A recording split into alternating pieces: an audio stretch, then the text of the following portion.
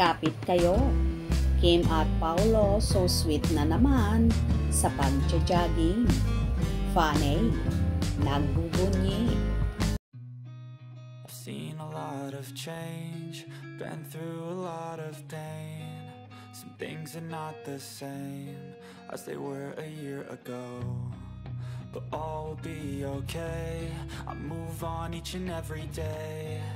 The past. Tuwang-tuwa na naman ang Kim Pao fandom sa nasaksihan nila sa kanilang mga iniidolo at napapabalita na ngang magkasintahan ang mga kapamilya stars at mga bida sa seryeng Ninlang at What's Wrong with Secretary Kim na sina Kim Chiu at Paolo Abilino na magkakaroon nga ng show sa California this coming August 3, 2024 kung saan kasama nila ang ASAP family.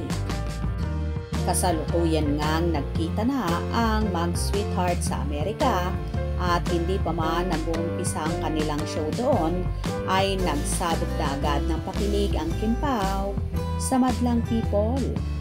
May mga kumalat kasi na mga larawan at video na magkasama ngang nag-jogging ang dalawa na ikinatuwa ng kanilang tagahanga.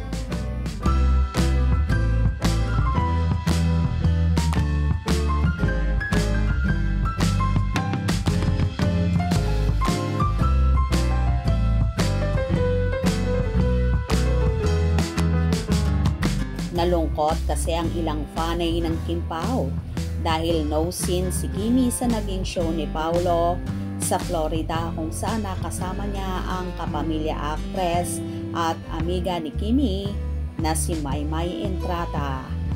Naging successful naman ang show ng dalawa kung saan binubog din ng ating mga kababayan sa Florida.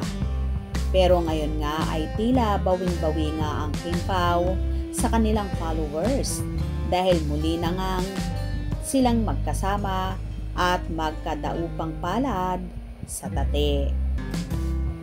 O diba, hanggang sa Amerika talagang team up sila at grabe ang disiplina nila sa sarili at isa nga ang pag-jogging sa kanilang nagiging bonding.